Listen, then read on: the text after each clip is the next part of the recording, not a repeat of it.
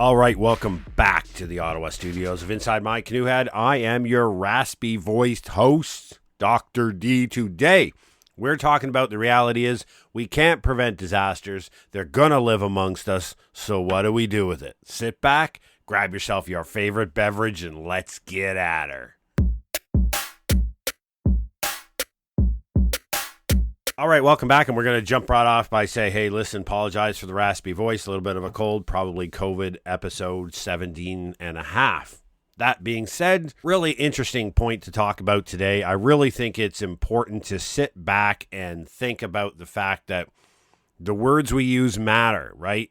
I'm arguing, put up a blog today, and I expect a lot of pushback in the professional community about the fact that we shouldn't use the word prevention and disasters together, because we can't prevent a disaster. We can mitigate, but we can't prevent. You might seem like it's just not worth an argument. What's the debate over? And I'll tell you, there's a really good reason why, and we're going to go down that road. But first, thank you very much for all the new listeners that we have here at Inside My Canoe Head. Drop over to our website at www.insidemycanoehead.ca. Good Canadian. And to see what we have to offer there, all the history, the link to our professional page over at preparednesslabs.ca, a link to drop me a note. And if you love us and you really enjoy what you hear at Canada's number 2 preparedness podcast and the number 1 family preparedness podcast, drop us $5 and buy me a coffee. That being said, really important to understand why the nomenclature we use related to disasters does matter, and it does have an influence, because it's based upon the idea, and if you think about things that have happened in your life and around, when something happens and it's deemed to have been preventable, or the population believes that it was preventable, we by default then start seeking somebody to blame. We want to assign responsibility to an event that occurred because we hold the belief that somebody effed up in some way, which led us to a position where something bad happened to somebody that could have been prevented in the first place, right? It's that whole argument of what are we going to do to stop this from happening again, right? Every time we go down that road on every issue, it doesn't lead to a better society. Few examples exist where it has worked out, where we have a formal process. And I have to say these exceptions before people come flying into the comment section and go after me. Things like aircraft incidents, right? Aircraft's flight operations in Canada and around the world are very, very safe and very well regulated. However, periodically, the number of accidents is never going to be zero, and we lose an aircraft with humans on board. We have a very detailed investigation to find out exactly what occurred, and if necessary, we need to update our operations to mitigate against this happening again. Mitigate, which means we reduce the probability of it occurring and we reduce the severity of the event when it occurs, but you can't prevent an aircraft from falling out of the sky ever again, right? If there's a single item that failed, like the bolts around the door on the Boeing that blew off in flight, and now they realized, hey, listen, here's a fix for it. We have to retrofit all of the aircraft to prevent the door coming off. That prevents the door from coming off, right? It doesn't prevent aircraft accidents from ever happening again. A slight nuance different, but I think it's important enough to be the subject of an entire awesome, incredible podcast episode. And when we go down the train of blame, and we'll see this in the Jasper wildfires, right? People are blaming different levels of government, right? The federal government here in Canada, in Parks Canada, who had the management of the forests, are being accused of improper levels of monetary investment and activity to mitigate against the wildfire hazard created by the dead trees left from a pine beetle infestation, right? Everybody knew about it. Nobody did anything about it. And then when the hazard was realized, when a wildfire happens, because guess what? You can't stop wildfires from happening. It's part of a natural occurrence. You can reduce the number of dumb humans who start them, but most of them are started by lightning, which is a natural thing. So wildfires are not preventable, but you can mitigate the damage they do to the city by doing various different things, reducing increasing the defensible areas around structure, putting fire breaks around population centers. There's lots of things you can do to mitigate the loss, but to prevent buildings from burning, you have to actually build the buildings out of things that don't burn, and we choose not to do that. So prevention is the wrong word, and it matters because when we want to assign blame, we turn that very quickly in this in our current society to a political discussion, right? If you're not a fan of the current federal government, then obviously it's their fault that Jasper burned because they didn't give Parks Canada direction, right? I don't know how the Prime Minister, I'm not a fan of the man, but let's be clear. He didn't sit around one day and say, let Jasper burn. I'm not going to give the money for the pine beetle operations, right? Like it gets ridiculous. And then you can take it one level lower. If you're not a fan of the current premier of the province of Alberta, well, obviously she's failed, right? Obviously her ridiculous programs in the province are the reason why this is happening. And you start to see that once these events go down that train of diving into a political ideological fight, we lose any hope that this leads to better understanding of the phenomena and mitigation in the future, right? We can't prevent wildfires. We can mitigate against the loss that they do to our built structures and our environment. And when we think about the losses that we have, there are two types of losses, right? Human losses. We don't like to lose humans. Having humans perish in disasters is bad. We'll never get that number to zero, right? The reality is, by choosing to live where we choose to live in concert with natural hazards, we will lose humans every year. We need to mitigate to the best extent possible to reduce that number, but we don't have the probability of reducing it to zero. Right? People will die in Canada every year due to disasters. This is just, and if you look across the world at the data coming, this is really the safest time to be a human when it comes to disasters. The least amount of people are dying today as a result of disasters across the world than any time in recorded history, right? It's because of all of these mitigation events that we're doing, but we're still losing tens of thousands of people around the world, if not millions, to disasters. But it's far less than we used to, and we're getting much better, right?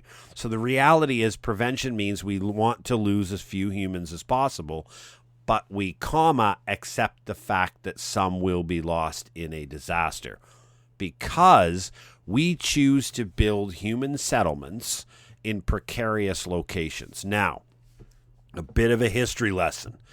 Humans have always been building settlements next to net resources, right?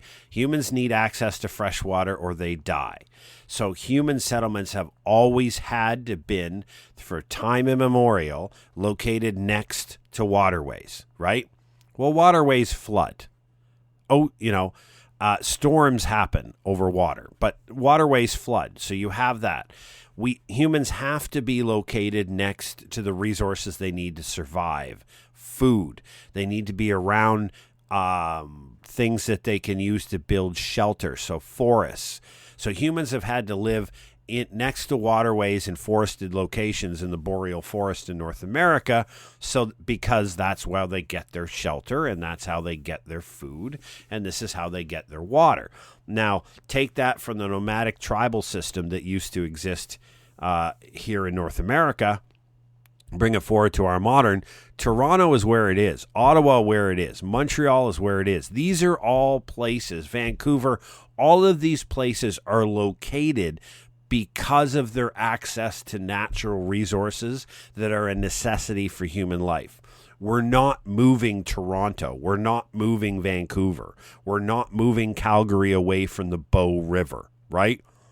It's there for a reason. The river was why it was settled in that location.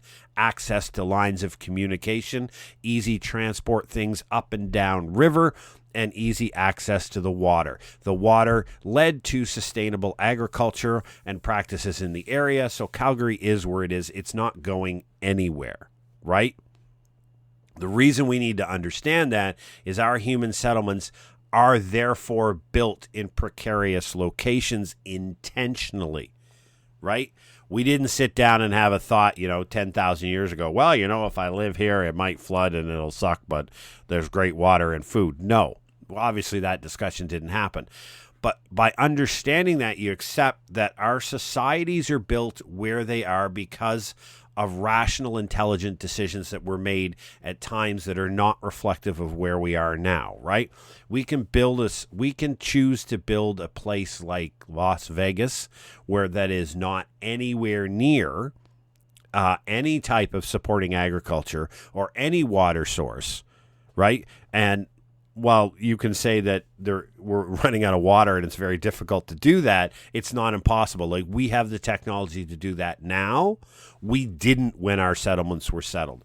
So they are where they are. And because of that, we accept by the very location that we live amongst natural hazards, right? So if you live on the coast of Florida, you're going to get smacked by hurricanes. You can't prevent a hurricane, okay? If you live in Tornado Alley in the United States of America, and where I live here in Ottawa, we get tornadoes probably several times a year. We cannot stop tornadoes from occurring. It's it's prohibitively expensive to build a house that is everybody's house that is tornado proof.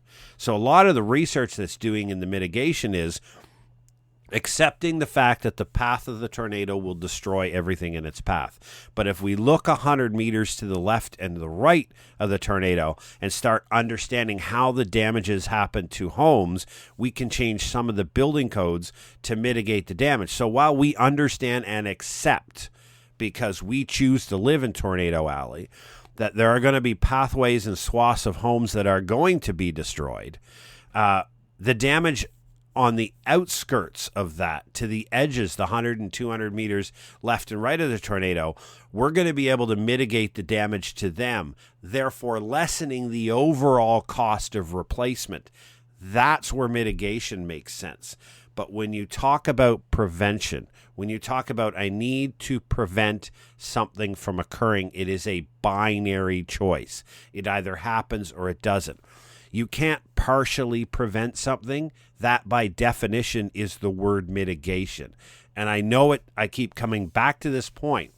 But when we understand that we have the power to mitigate, but we do not have the power to prevent, we are then in talking about reality and something that we can actually tackle. So now you can look at wherever you live around the world. This podcast is downloaded in 58 countries, over 900 locations across the globe.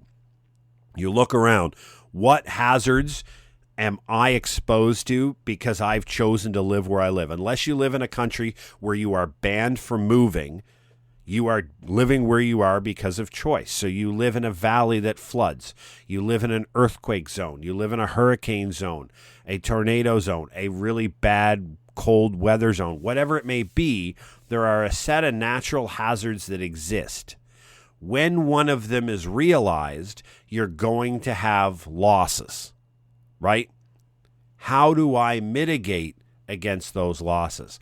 What can my collective society do and think about to mitigate against the next loss? How can we reduce the damage that the flooding river is going to do? Because, for example, I lived along the St. John River in New Brunswick. I live along the Ottawa River now.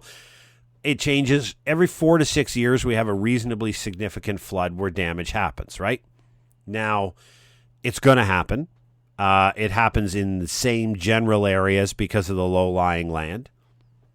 Valuable waterfront is expensive land, and everybody wants to live there. How are we going to mitigate against that, knowing that it's going to recur every 4 to 6 years possibly, and it's costing us X number of millions of dollars every time this freaking thing happens? We know we can't stop it from happening, but how can we make investments to mitigate, right?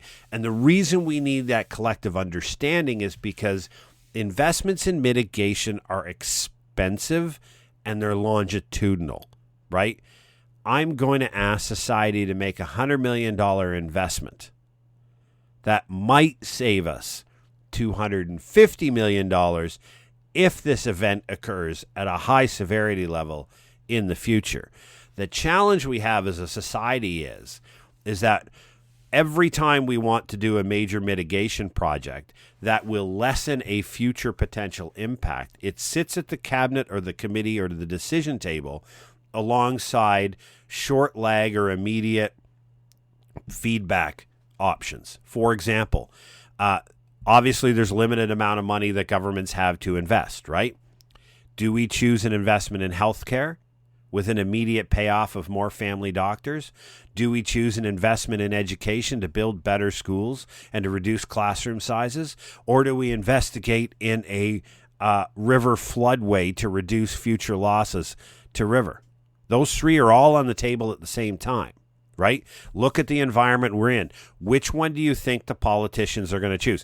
Because you can't do it all, folks. There's not enough money. And if you look across the OECD and the governments in waiting around this country and around the world, public sector funding is not going to be a growth industry with reduced likely public funding coming, and that's just a sustainable thing. There just isn't any more money for people to spend.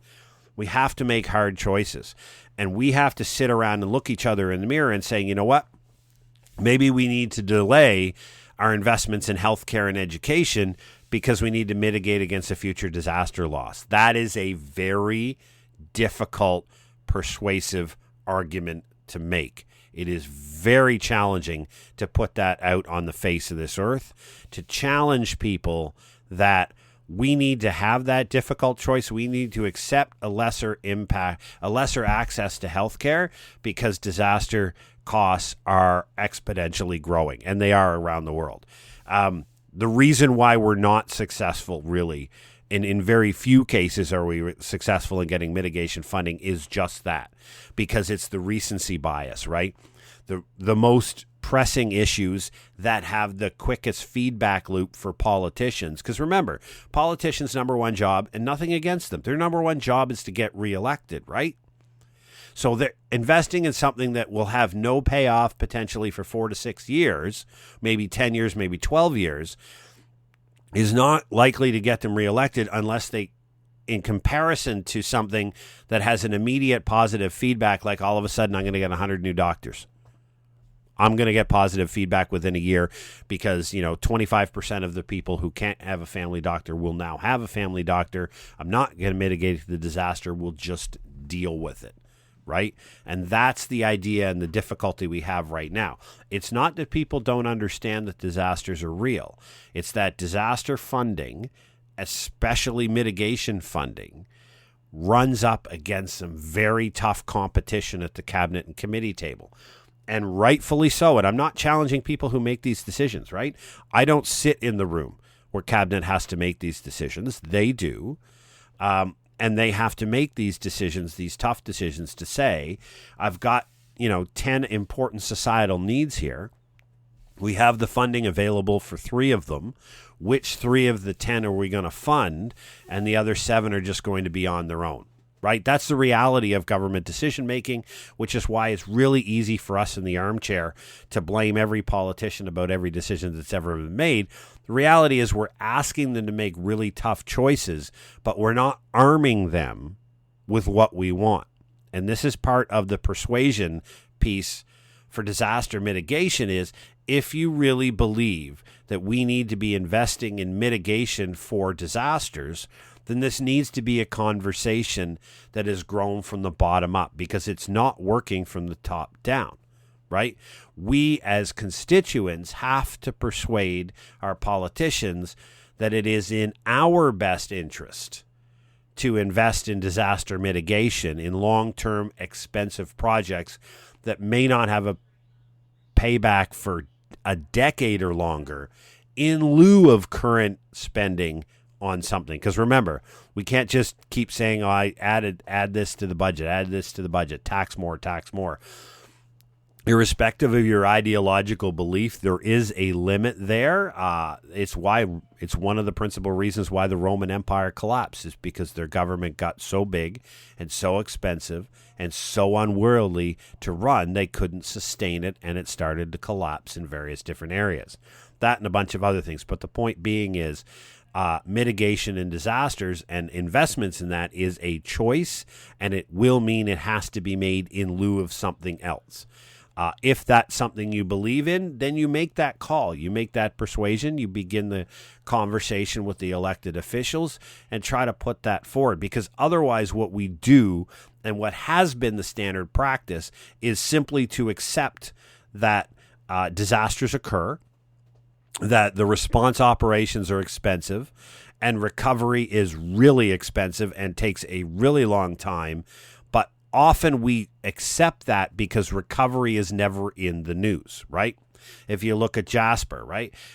All of the response operations, the cool pictures of everybody running away and the trucks and the equipment coming and going and all the news hits. It was really neat. All the politicians got their wonderful hit in front of their communications hit in front of the cameras with the uniforms and made it look real important and was cool. Then recovery starts. And I have a couple of friends that work in recovery. I don't, but I have a couple of friends that work in recovery, and that's multiple years. That process of funding and programming and reopening the city and getting all the things functioning and cleaning up and sifting through and rebuilding and insurance and adjusting, that is years, and nobody cares. We're on to the next cool news hit. Jasper doesn't matter anymore. They will be building for years to get it back to what it was, but it doesn't matter because we're on to the next hit. We don't care about recovery. It's going to cost a lot of money, but that will just get lost in the discussion. And so this is why it's very difficult. But we return to the main point that I'm trying to make today in this wonderful podcast episode, and an incredible opportunity to talk to you out there about the conversation between prevention and mitigation. We cannot prevent a disaster. A disaster occurs because a natural hazard is realized, and we've chosen to build expensive things in precarious locations.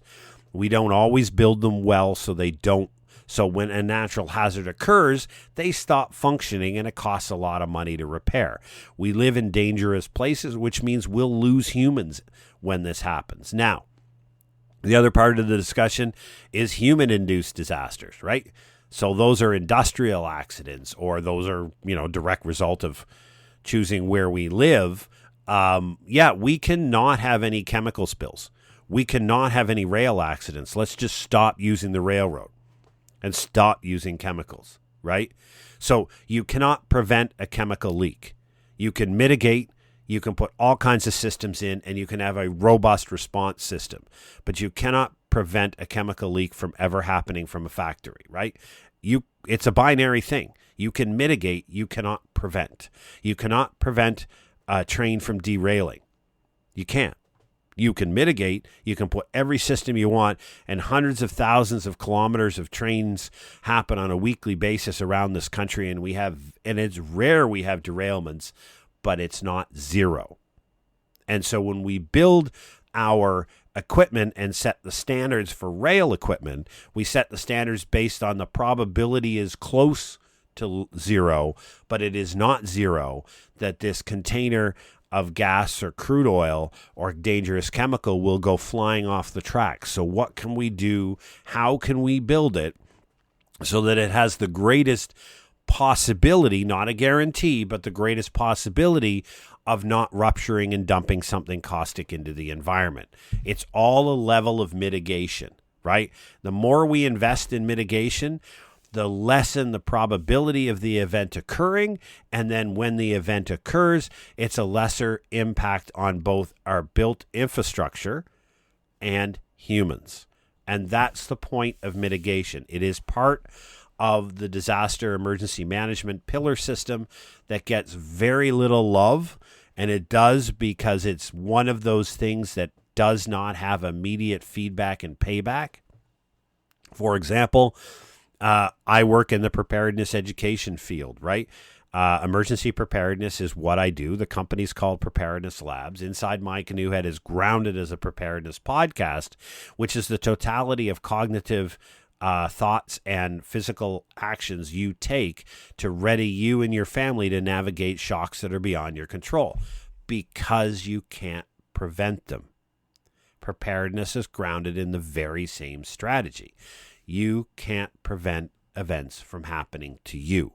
What you can do is take mitigating steps through adopting a prepared life so that when it does occur, it has less to no effect on you, and you're able to carry on with your normal life, rock your incredible life, chase your dreams in the middle of chaos because you adopted a prepared life, right? You mitigate. You cannot prevent. And this is just the argument that I think is worth having, because when we talk, again, to close out today, when we talk about prevention in our society, I dislike it for the principal reason that it moves to the conversation of blame and responsibility. And then all of our cognitive efforts switch not from looking at how do we mitigate the future potential and impact of such an event, but who do I blame? Who do I fire? What political ideology do I find responsible for what went wrong? And then assign blame somewhere, and this is so-and-so's fault.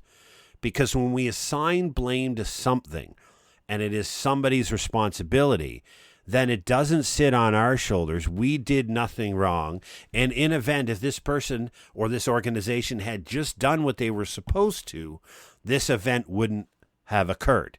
That is, in the vast majority of cases, an absolute idiotic way of framing the discussion, but it's where we go, because if we can blame somebody for doing something wrong or not doing their job, then we don't have to make investments. We don't have to think about mitigating. We can simply assign responsibility based upon a preventable event that didn't need to occur. If so-and-so had just done their job, blah, blah, blah. Again, it doesn't lead to actual improvements in societal outcomes. What I do here at Inside My Canoe Head, this free podcast that will remain free forever and ever, amen, is to ground the idea in there are things you can do, but it requires an active participation. I say it right off the bat. The first thing in preparedness is an individual responsibility, accepting responsibility for your outcomes, actively understanding that cognitively and physically you're going to have to do something to have better outcomes. It's not somebody else's fault that an event happened to you. It's not somebody else's fault that you had a bad outcome. It is your responsibility to mitigate against potential future events. So hopefully you understand the difference. Hopefully you found it a bit entertaining. Engage with us. Give us your commentary. Tell us what you like, what you don't like, what you want to hear more or less of, whatever it may be. Drop over to www.insidemycanoehead.ca. There's a contact there. Tell us what you think. And if you do nothing else, please share this podcast with a friend of yours. It's free of charge. Play in the background. Rock an incredible life. And we'll see you next week. Take care and stay safe.